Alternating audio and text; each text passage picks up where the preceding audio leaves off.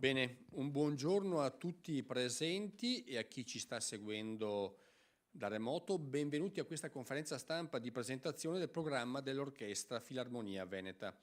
Ringrazio il collega Marzio Favero per aver promosso l'evento di oggi, ma anche per aver seguito in maniera puntuale e precisa quello che abbiamo fatto nella legge di stabilità della Regione Veneto.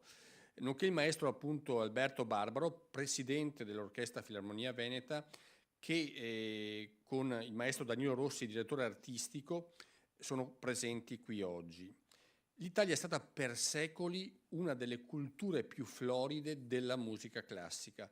La tradizione musicale italiana ha influenzato intere generazioni di artisti e ha contribuito a plasmare il panorama musicale globale.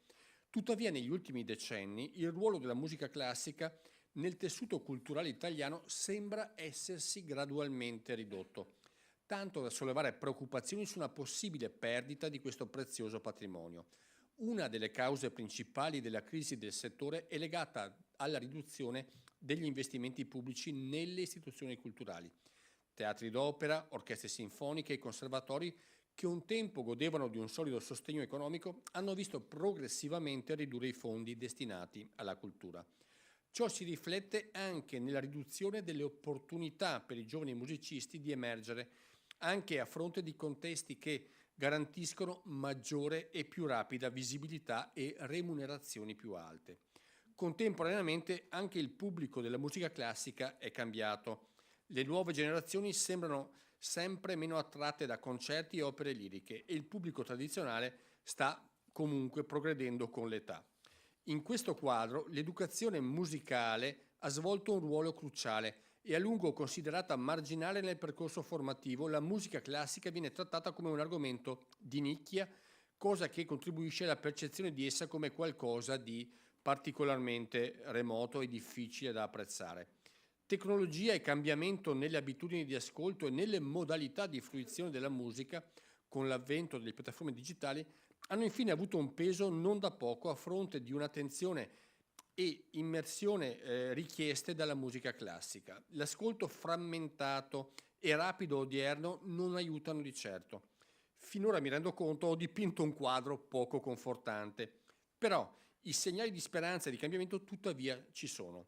Storiche istituzioni dell'opera e della classica italiana e internazionale che abbiamo appunto qui vicino, ad esempio l'illustre La Fenice, hanno intrapreso azioni interessanti, dall'adozione di specifiche strategie di marketing sui social network alla trasformazione di icone delle nuove star della musica classica, dall'introduzione di moderne tecnologie nella fruizione all'adozione di un linguaggio più informale. L'ampliamento dell'offerta, decostruzione di stereotipi di ascolto, programmazione artistica più estesa, apertura dei teatri e percorsi turistici a visite guidati, attività per studenti e scolaresche, strategie di prezzo e infine cartelloni più dinamici. Ecco, tutto ciò fa ben sperare sulla capacità della musica classica e dei suoi creatori e interpreti di adattarsi alla società contemporanea e ai suoi cambiamenti. Il destino della musica classica appunto non è segnato, anzi è una sfida da affrontare con creatività, impegno e passione. Molto c'è da dire, ma spetta a noi anche istituzioni alla necessità di adottare politiche culturali di ampio respiro. Franco Battiato, che non cito a caso visto il bellissimo progetto dell'Orchestra Filarmonia che gli ha dedicato, sosteneva che la musica è una parte dell'evoluzione, uno strumento di consapevolezza e di ricerca della propria realtà interiore. Chiudo con le parole proprio del maestro a cui dobbiamo capolavori come La cura, La stagione dell'amore, L'era del cinghiale bianco. Quando una società si allontana dalla bellezza, che dell'arte è una delle facce, inizia la decadenza. Quando un individuo pensa di poter fare a meno dell'etica e della bellezza che ne è inseparabile compagna, inizia la morte vera, quella spirituale. Veramente grazie al collega Marzio Favero che da sempre nel mondo della cultura del Trevigiano e del Veneto è stato un punto di riferimento, ma ripeto anche per la sua costanza e perseveranza ha permesso nella nostra legge di stabilità di ridare quella dignità anche economica che la orchestra Filarmonia Veneta aveva avuto negli anni passati. Speriamo, anche guardando al futuro con un po' di ottimismo, che anche nei prossimi anni si possa fare la stessa operazione. Cedo la conduzione della giornata a Marzio Favero. Io mi scuso perché appunto torno in aula, visto che cerchiamo di chiudere una legge piuttosto tribolata e particolare che negli ultimi giorni ci ha visti impegnati in maniera importante. Quindi vi lascio alla conduzione magistrale, scusate, del collega Marzio Favero. Prego Marzio. Intanto un saluto a tutti. Un grazie al Presidente che ha voluto essere presente con noi, anche perché ha ritardato la sua partenza per Roma, era prevista per oggi pomeriggio, e lo ritengo un segnale importante visto che rappresenta il Consiglio regionale nella sua interezza. Un saluto a Barbaro, che ritengo un amico, ci conosciamo da una vita, al nuovo direttore dell'orchestra, Danilo Rossi, e a Claudio Sartorato, che è stato segretario dell'Orchestra Filarmonia Veneta, col quale è nata quella riflessione che ci porta oggi a passare da un contributo annuale di 120.000 euro a un contributo annuale di 270.000, con l'obiettivo di andare anche oltre. Devo un grazie particolare a un assessore che oggi non può essere qui presente perché deve affrontare una rogna con alcune istituzioni, è l'assessore Calzavara, che ha dimostrato una grandissima sensibilità, perché quando gli ho detto che era il momento di ritornare ad alimentare le attività dell'Orchestra Filarmonia Veneta, invece di tirare i remi in barca, come fa ogni buon assessore al bilancio che mira a contenere le spese, ha detto no, per questo progetto vale la pena che la Regione si esponga. Anch'io sarò breve e poi cederò il testimone al Presidente dell'Orchestra, perché è opportuno che come consigliere rientri in sala per votare gli ultimi articoli di una legge importante. Non avevamo previsto di fare la conferenza stampa nel giorno del Consiglio. Purtroppo i lavori sono prolungati, quindi il Consiglio è slittato anche a questa mattinata. Però 2 parole le spendo volentieri. L'orchestra festeggia quest'anno i 45 anni di attività. È nata all'interno del Teatro Comunale di Treviso. Nel 99 io ero da poco diventato assessore alla cultura della provincia e la Fondazione Cassamarca decise di ristrutturare il teatro. Di fatto fermando le attività per 3-4 anni e licenziando l'Orchestra Filarmonia Veneta, interrompendo il rapporto. All'epoca io e Claudio Sartorato decidemmo di fare un'operazione che non era condivisa da nessuno, e costruimmo un progetto per distribuire i concerti dell'orchestra che non potevano più essere tenuti dentro il teatro nel territorio, usando chiese, parchi, persino edifici di archeologia industriale, insomma qualsiasi spazio alternativo potesse consentirci di avvicinare un pubblico che non era quello del teatro. Perché i teatri sono importanti, presidi irrinunciabili, è giusto tenerli vivi, ma non possono intercettare milioni di persone. Eppure, in termini di democratizzazione dell'offerta culturale e del linguaggio della musica colta, termine che preferisco a quello della musica classica, perché di questo stiamo parlando, in termini di democratizzazione questa è la via che si dovrebbe perseguire. Peraltro, anche grandi orchestre di straordinaria fama a livello europeo negli anni successivi hanno cominciato a muoversi fuori dai teatri. A distanza di tanti anni mi sono rincrociato con l'Orchestra Filarmonia Veneta ed è rinata la voglia di dire rilanciamo l'attenzione della Regione nei confronti di questa realtà, che in questi anni ha proseguito nonostante le difficoltà, talvolta difficoltà grandi, ma proprio il fatto che sia sopravvissuta testimonia la qualità della formazione, dei docenti che la rendono possibile, dei giovani che si avvicinano ad essa e anche del grado di fidelizzazione del pubblico e degli enti locali che all'orchestra si rivolgono. L'orchestra ha lavorato anche per il teatro di Rovigo, anzi ha la sede in questo momento a Rovigo, ha collaborato con il grande festival di Bassano del Grappa, Opera Bassano Estate Festival, adesso hanno cambiato nome, Opera Festival, no, Opera Estate Festival, è rimasto quello. Allora, ma la cosa che a me interessa è guardare al futuro e alle strategie di politica culturale che la Regione dovrebbe avere. In Veneto abbiamo quasi 5 milioni di abitanti. 2 grandi orchestre, che sono quella della Fenice e quella dell'Arena. E 2 orchestre che si muovono sul territorio, che hanno una storia, più altre orchestre. Senza nulla togliere alle altre orchestre, quelle che hanno una tradizione consolidata come l'Orchestra Filarmonia Veneta e l'Orchestra di Padova e del Veneto forse meritano un'attenzione particolare.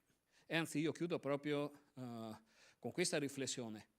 Non sarebbe male che la Regione si adoperasse per fare in modo che l'Orchestra Filarmonia Veneta e l'Orchestra di Padova e del Veneto potessero costruire un'alleanza al servizio dell'intero territorio veneto, ripeto, quasi 5 milioni di persone. E sottolineo un aspetto, è avvenuta in questi 40 anni una rivoluzione, i 45 anni, anzi, della crescita dell'orchestra, è avvenuta una rivoluzione sociale straordinaria. Penso che il Veneto abbia più laureati adesso sincronicamente di quanti non ne abbia mai avuti diacronicamente nell'intera sua storia. Il potenziale medio di istruzione della popolazione si è alzato tantissimo. Quando io mi sono iscritto al liceo scientifico di Bassano del Grappa, di 80 ragazzi delle scuole medie, un 4-5 abbiamo deciso di andare alle scuole superiori. Oggi i ragazzi non solo frequentano le scuole superiori, ma arrivano anche alla laurea in numero importante. Di fronte a questo aumento del potenziale medio di istruzione, credo che anche l'atteggiamento che le istituzioni pubbliche dovrebbero avere per quanto riguarda l'offerta musicale dovrebbe essere ben diverso.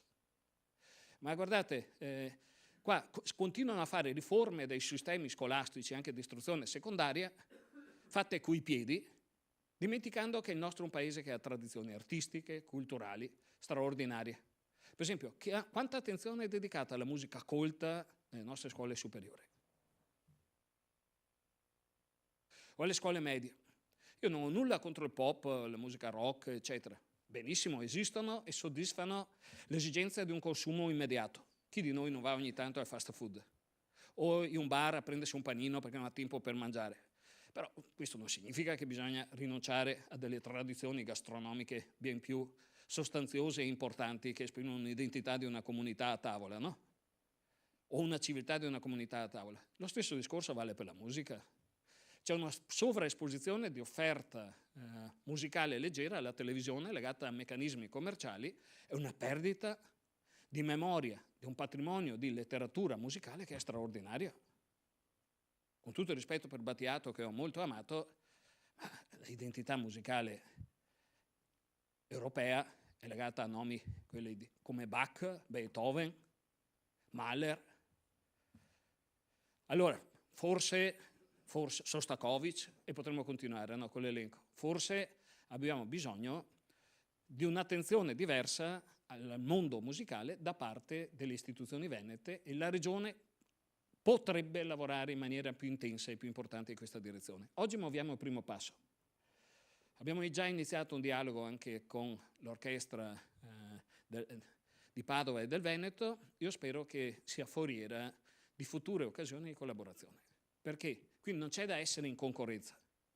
Con quasi 5 milioni di persone da raggiungere c'è solo da essere alleati perché il pubblico potenziale è enorme.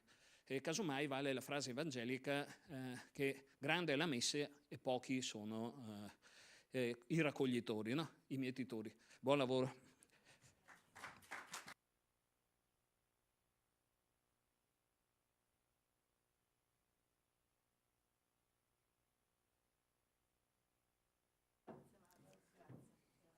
Grazie. Bene, buona mattinata a tutti, grazie per i saluti. Abbiamo dato conto delle novità sul fronte appunto economico e programmatico. Adesso la parola va ad Alberto Babbaro, presidente dell'Orchestra Filarmonia Veneta, perché abbiamo un importante annuncio artistico da fare. Buongiorno a tutti. Per prima cosa voglio ringraziare la Regione del Veneto, il consigliere Marzio Favero, che è un amico e ci sta dando una mano da sempre. Noi abbiamo 45 anni di storia e, come ricordava Marzio Favero, dal 99 lui è a fianco dell'orchestra. Ovviamente quello che è riuscito a fare per noi con la Regione del Veneto è un qualcosa che ci porta ad aprire nuovamente l'animo, lo spirito e la voglia di continuare. Noi non siamo morti in questi anni, anche se abbiamo passato dei periodi molto difficili, ma la nostra orchestra, più che un'associazione, è una famiglia, e in famiglia ci si aiuta tutti e riusciamo praticamente, in questo modo siamo riusciti a sopravvivere per tanti anni. Questo aiuto che la Regione ci riconosce e lo spunto che ci dà economico e non solo, fa sì che l'orchestra abbia praticamente in previsione una rinascita importante che vuole vederci protagonisti a livello regionale ma anche internazionale. E la rinascita può essere fatta sia con i musicisti, ma ci vuole una guida particolare, una guida importante, una guida capace, un leader e un grande musicista. Per questo noi abbiamo praticamente chiesto al maestro Danilo Rossi, che è anche un amico dell'orchestra e che conosciamo da molti anni, di poter essere il nostro nuovo direttore artistico. Adesso lui vi illustrerà quella che è la programmazione 2025 e 26-27 poi verranno a seguire, ma nel triennio prossimo quello che con lui faremo, auspicandoci di averlo anche per gli altri triennio ancora, dunque dal 28 in poi e così a seguire. Grazie ancora e buona giornata a tutti. Grazie al maestro Barbaro. Una guida autorevole, un musicista internazionale per 40 anni, prima viola solista della Scala. L'orchestra annuncia quindi ufficialmente la nuova direzione artistica triennale di Danilo Rossi, che chiamo qui con noi sul palco. Grazie Elena, grazie Alberto, grazie al Presidente del Consiglio regionale e al consigliere Favaro. Sono state dette parole importanti da parte della Regione e devono essere molto gratificanti, parole di rilancio ma anche un contributo serio che crede appunto evidentemente nella Filarmonia Veneta. Di questo noi dobbiamo essere assolutamente grati. Di solito la direzione artistica, quando viene chiamata a lavorare, parte da quando viene nominato e poi il lavoro arriva dopo un anno, dopo 2 anni, eccetera. In realtà con il Consiglio noi abbiamo incominciato a parlare di questa cosa già 6 mesi fa. Oggi viene annunciato ufficialmente e ringrazio la Filarmonia Veneta di avermi invitato a questo ruolo che per me è fin troppo, come dire, mi dà fin troppo onore. Io avrei accettato anche se la Filarmonia Veneta mi avesse chiesto di venire a pulire le sedie dei concerti, perché essendo amici da anni e colleghi, abbiamo fatto tantissime cose insieme in questi 30 anni, avrei accettato comunque, perché come diceva Alberto è un'associazione, sì, si fanno i concerti, sì, ma è anche una famiglia dove nelle famiglie si discute anche ovviamente, ma poi si portano a casa i risultati, si tenta di portare a casa i risultati. Quando mi è arrivato questo invito, io non ci ho pensato un attimo, semplicemente però appunto penso che questo invito mi sia arrivato proprio perché c'è questa volontà e lo dimostra oggi l'impegno della Regione, anche dal punto di vista economico, ma lo dimostra soprattutto la Filarmonia Veneta in quanto tale, cioè ripartire, ma non dicendo che tutto quello che si era fatto prima era sbagliato, assolutamente, non è questo il concetto, ma con una forza diciamo esterna, tra virgolette, che però magari può dare un contributo, speriamo. Questo spirito mi è piaciuto da subito. Mi è piaciuto da subito e oggi possiamo dire che il lavoro non inizia oggi, ma oggi c'è l'ufficialità di questa cosa, ma noi abbiamo già cominciato a lavorare da 6 mesi e oggi vi portiamo a conoscenza quello che già nel 2025 la Filarmonia Veneta andrà a fare di diverso, andrà a fare di nuovo. Vuol dire che abbiamo già cominciato a lavorare e abbiamo qualcosa da proporre già subito come primo anno. La prima cosa è un occhio di riguardo verso i giovani. Verso i giovani vuol dire fare audizioni under 30 dei studenti dei conservatori veneti o dei musicisti nati e cresciuti in Veneto che magari studiano da qualche altra parte, per rimpolpare le forze della Filarmonia Veneta. È stato detto prima, ci sono dei cambi generazionali, oggi i giovani sono fondamentali sia dal punto di vista della forza artistica esecutiva, ma anche di creazione di pubblico. Quindi questa è la prima cosa che andremo a fare, a brevissimo, audizioni per tutti gli strumenti, appunto per dare un contributo anche, come dire, che ne sai, magari di fantasia, magari di voglia, magari ancora di spinta, ancora di più, eccetera. È ovvio che un anziano come me, eccetera, che ha tanta voglia di fare, ma magari è rimasto indietro su certi linguaggi, e quindi un giovane mi può anche insegnare come veicolare quello che facciamo e farlo arrivare a più gente possibile, ai giovani ancora di più. La seconda cosa è la fidelizzazione dei nostri colleghi professori d'orchestra attraverso la musica da camera. Devo ringraziare qui Asolo Musica, che ci permetterà, come prima esperienza, noi avremo 3 concerti dove suoneranno i solisti della Filarmonia Veneta insieme a un nome importante del concertismo internazionale, quindi faranno musica insieme con piccoli gruppi. Questi 3 concerti saranno all'interno dei concerti di Asolo Musica per Treviso Estate, quindi ringrazio Federico Pupo e Asolo Musica che ci accoglie nel suo cartellone per 3 concerti, uno dedicato ai fiati con Marco Piero Buon, il solista che guiderà quel gruppo, uno dedicato agli ottoni, per la verità, Piero Buon, uno dedicato ai fiati con Francesco Di Rosa, oboista, primo oboe solista di Santa Cecilia, straordinario solista, che guiderà appunto il quintetto a fiati, e poi io con me invece il quintetto d'archi. Quindi i giovani, la musica da camera, poi il cartellone principe di Filarmonia Veneta, che è Gocce. Anche qui un ringraziamento va fatto al sindaco di Treviso e al sindaco di Rovigo, che ci hanno dimostrato anche ultimamente un interesse e è stato scritto un protocollo importante, che questa collaborazione viene ancora una volta, se servisse, confermata. Gocce è l'apice dell'attività.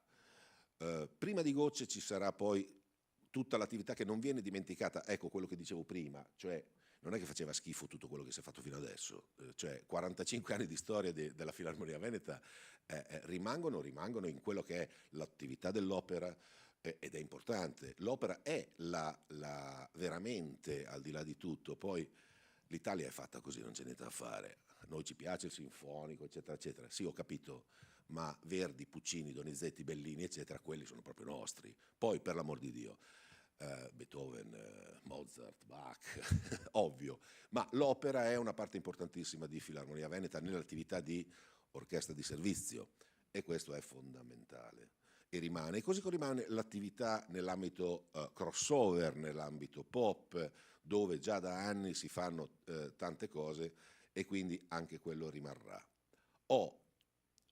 Prima di arrivare a Gocce, poi abbiamo detto delle audizioni per i giovani, ma manca l'orchestra giovanile.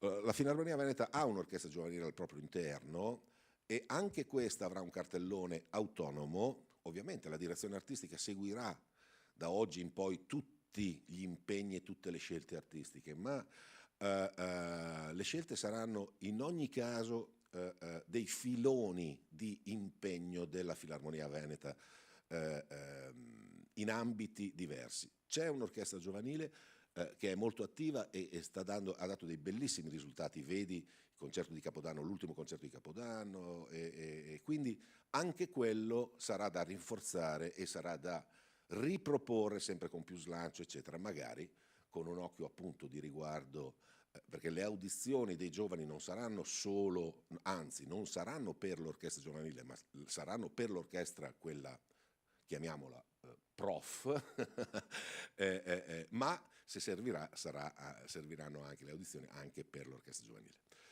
Arriviamo a Gocce, infine. Gocce è un po'... io ho avuto la fortuna di vedere il cartellone dell'anno scorso, dove ho suonato come solista e direttore. Gocce è un po' stare a casa, no? Quel famoso teatro dove lavorava l'orchestra, poi 45 anni fa, poi 30 anni fa chiuso, poi l'orchestra via, poi dopo l'orchestra è rientrata in quel magnifico teatro che è il Teatro Comunale di Treviso. Ecco, i 5 appuntamenti di Gocce sono la dimostrazione forte di quello che vuole essere la Filarmonia Veneta per i prossimi 3 anni. Alberto diceva il progetto triennale, tutte queste cose ve le ho annunciate e saranno tutte triennali, ma soprattutto il cartellone di Gocce sarà un cartellone che prevederà 3 anni, 5 concerti all'anno. I 3 anni sono il grande sinfonismo, quindi Beethoven, tutte le sinfonie di Beethoven, tutte le sinfonie del grande autore. Sarà la grande musica sinfonica corale, quindi Requiem di Mozart, Requiem, Messa da Requiem di Verdi e già da quest'anno Nona Sinfonia di Beethoven. Quindi queste cose saranno nei 3 anni più tutto il resto. Ma adesso può essere divertente presentare il Gocce di quest'anno, a testimonianza del fatto che già i concerti, nella cartella stampa troverete già i concerti di musica da camera in collaborazione con Asolo Musica, troverete già i concerti dell'orchestra giovanile, ma soprattutto troverete Gocce, un programma già fatto. In maniera molto veloce abbiamo preparato dei video degli amici che saranno con noi, è un ritorno di grandi direttori d'orchestra, è un ritorno di grandi solisti, e quindi in maniera molto veloce vi faccio scorrere un pochino il saluto di questi amici che verranno, saranno con noi da settembre a novembre. Il primo concerto... Bentrovati, io sono Stefano Nanni. Ecco. Sì, vai pure. Faccio parlare loro così... Bentrovati, io sono Stefano Nanni e colgo l'occasione con questo video per invitarvi al Teatro Comunale di Treviso dal Monaco il 29 settembre per la rappresentazione della favola in musica Polimero, un burattino di plastica, storia uscita magicamente dalla penna di Giobbe Covatta. Con Giobbe Covatta, il grande Danilo Rossi, viola solista, l'Orchestra Filarmonia Veneta, musiche di Stefano Nanni. È una favola in musica a sfondo ecologista e quindi un perfetto inizio per una stagione che ha un titolo così bello, Gocce musicali per la natura. La musica nella favola sottolinea il testo, si muove, qualche volta lo lascia solo, qualche volta lo evidenzia e qualche volta prende il sopravvento, come per esempio in certi momenti topici della storia o per sottolineare i caratteri dei vari personaggi. Ma non voglio dire di più, ci sarà veramente da divertirsi ma anche da riflettere. Vi aspettiamo. Possiamo andare avanti con Giobbe che sarà... Allora, io sono Giobbe Covatta, mi intitolo così, e insieme a quel prepotente di Danilo Rossi che suona la viola, capite? A Stefano Nanni che ha fatto le musiche, una più bella dell'altra, il 29 settembre con l'Orchestra Filarmonica Veneta. Voi pensavate con l'Equipe 84, no, invece no, con l'Orchestra Filarmonica Veneta veniamo al Teatro Comunale del Monaco di Treviso, facciamo un show che si intitola Polimero. Allora, tutti quelli che vi ho nominato io,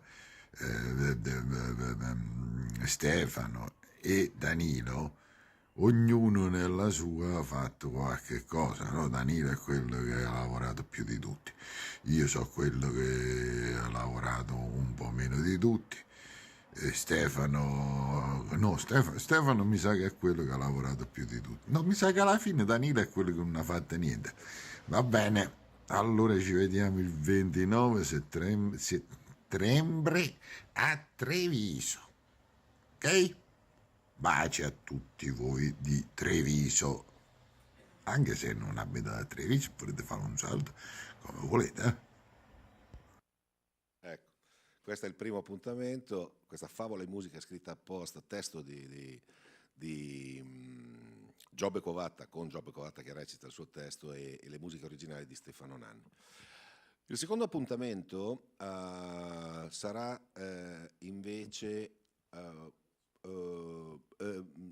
mi sono preso la voglia di, questo concerto è un po' appunto continuare questo ritorno che è già successo quest'anno, e quindi il fatto di lavorare insieme con l'orchestra. Lavorare insieme con l'orchestra vuol dire suonare insieme con l'orchestra, dirigere l'orchestra su un qualcosa che può essere un contributo artistico per la crescita mia, che sarò il solista e il direttore prima di tutto, e magari speriamo anche dell'orchestra, con una grande sinfonia di Beethoven, quindi la settima di Beethoven, e il 2025 sono i 50 anni della morte di Dmitri Shostakovich, e faremo l'esecuzione della sonata per viola opera 147 nella versione con l'orchestra d'archi e celesta, appunto di questo autore straordinario. Shostakovich è 50 anni dalla morte, e l'opera 147 è l'ultima opera che lui scrisse. Lui l'ha scritta sapendo bene che i giorni suoi erano assolutamente contati. È un capolavoro vero del Novecento, quindi sono certo che con l'orchestra faremo un lavoro di approfondimento anche dal punto di vista proprio mentale e emozionale, perché quello è un capolavoro insieme alla settima di Beethoven, che sarà tutt'altro. Perché Beethoven? Ecco, perché vogliamo in questi 3 anni fare tutte le sinfonie di Beethoven. E quindi, e anche perché nella sonata opera 147, nell'ultimo movimento, Shostakovich fa una citazione di Beethoven, in realtà del Chiaro di Luna, la sonata per pianoforte, e quindi abbiamo inserito Beethoven. Non c'è il video perché sono io, quindi al successivo 18 ottobre. Sono doppiamente felice di poter aver parte nella rassegna concertistica Gocce musicali per la natura di Treviso, e per 2 motivi sostanzialmente sentimentali. Il primo è che sarebbe un mio ritorno a Treviso dopo le primissime esperienze che io facevo nella mia vita musicale, delle quali conservo un bellissimo ricordo nonostante siano passati decenni. La seconda ragione è che l'invito mi è venuto da un caro amico, straordinario musicista come Danilo Rossi, che di questa rassegna è direttore artistico. Il programma che abbiamo pensato e che avrà luogo il 18 ottobre sarà un tutto Schubert, un'escursione in questo mondo, in questa dimensione ineffabile di Schubert, che vedrà la partecipazione di una giovane cantante brava e di grandi prospettive, a parer mio, Marta Pacifici, la quale sarà impegnata in non dico nella scalata dell'Everest, ma quasi, perché lei canterà questi 5 leader di Schubert, e tutti sappiamo quale mondo di mistero e di bellezza rappresenti la produzione lideristica di Schubert, ma con la curiosità che sono stati trascritti per orchestra da Anton Webern, con risultati veramente magnifici da un punto di vista della resa orchestrale, una piccola orchestra, ma usata in maniera magistrale da Webern. Per cui questo, unito alla Zwischenachtmusik della Rosamunda e all'Incompiuta, mi auguro possa coprire un ventaglio di espressioni schubertiane tali da poter soddisfare il pubblico. A presto. Grazie, Umberto Benedetti Michelangelo, un grande direttore d'orchestra, un grande amico, ma veramente un ritorno penso che sia molto gradito. Possiamo andare con la solista di questi leader di Schubert. Ciao a tutti, sono Marta Pacifici, mezzosoprano, e sono felicissima di annunciarvi il mio debutto al concerto Gocce musicali per la natura, che si terrà il 18 ottobre presso il Teatro Comunale del Monaco di Treviso, e in cui potrete ascoltare meravigliosi leader di Schubert. Sono veramente onorata di partecipare a questo concerto assieme all'Orchestra Filarmonia Veneta, diretta dal maestro Umberto Benedetti Michelangeli, direttore artistico Danilo Rossi. Vi aspettiamo numerosi! Ecco, il penultimo appuntamento è il 2 di novembre. Qui ci sarà uno dei più importanti direttori d'orchestra della nuova generazione. L'ho visto al lavoro, ho suonato sotto la sua bacchetta in tante situazioni anche solistiche, ed è Michele Gamba, che ha accettato l'invito con entusiasmo, ma soprattutto quel giorno ci sarà un grande solista, Andrea Lucchesini al pianoforte. Quindi anche lì un appuntamento di due, mi sento di dire, giganti, uno più giovane, ma che vengono volentierissimo a Treviso. Possiamo andare col video di Michele Gamba.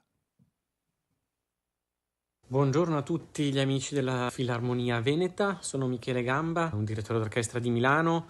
Sono molto felice di poter lavorare con i colleghi di questa orchestra l'anno prossimo. Sono particolarmente grato a Danilo Rossi, la storica primissima viola del Teatro alla Scala, che per me, oltre ad essere un caro amico, continua ad essere come una sorta di papà, una sorta di padre artistico, perché mi ha molto aiutato, da lui ho molto imparato proprio di quella che è la vita in orchestra, il modo di far musica in orchestra, e ha sempre accolto me, diciamo giovane allora direttore d'orchestra, con grande amicizia, pazienza, grande disponibilità anche ad ascoltare quello che potevo chiedere o proporre. Quindi sono onorato e grato a Danilo e sono felice di incontrare colleghi nuovi con i quali non ho mai fatto musica. Il programma è molto accattivante perché ci sarà Schumann con il concerto per pianoforte orchestra, celeberrimo, e la terza di Brahms, celeberrima sinfonia. Due grandi amici, Robert e Johannes, legati da una stima profonda, da un'amicizia fraterna, e certamente insomma entrambi hanno lasciato,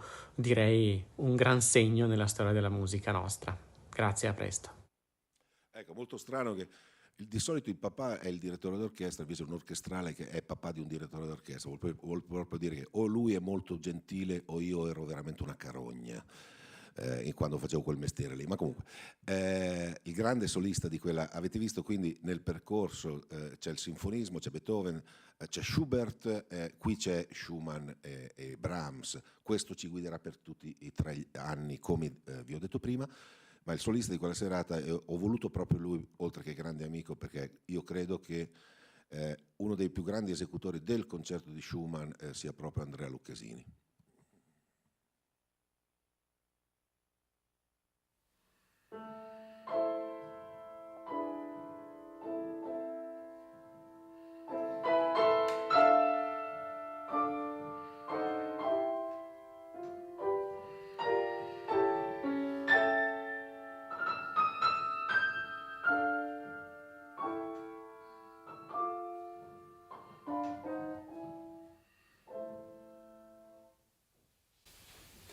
Con questo tema meraviglioso si apre il concerto in La minore di Schumann, che suonerò il 2 novembre prossimo al Teatro Comunale del Monaco di Treviso con la Filarmonia Veneta diretta da Michele Gamba.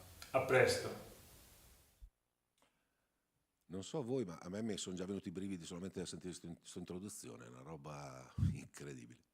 Infine, ma non infine, nel senso che la chiusura doveva essere anche in periodo più natalizio, eccetera, ma qualcosa di che volevo che fosse un po' col botto. È tanto tempo che non si fa la nona di Beethoven, nona sinfonia, e quindi ho voluto rilanciare, forse in maniera al massimo, chi lo sa, ma sono certo della resa di questo evento, di questo capolavoro, con quindi la nona sinfonia di Beethoven chiude il cartellone di Gocce musicale per la natura, con un altrettanto importante direttore. Anche lui è un ritorno, per la verità. Diceva che aveva diretto la Filarmonia Veneta in tempi molti anni, ma lustri fa, il ritorno di Roberto Abbado a capo della Filarmonia Veneta. Sono molto contento di tornare a dirigere al Teatro Comunale Mario del Monaco di Treviso con la Filarmonica Veneta e il coro Città di Piazzola sul Brenta. In programma la nona sinfonia di Beethoven con l'inno alla gioia di Schiller, che per i suoi contenuti di fratellanza e unione dei popoli mi sembra un lavoro musicale molto indicato per un concerto nel mese finale dell'anno.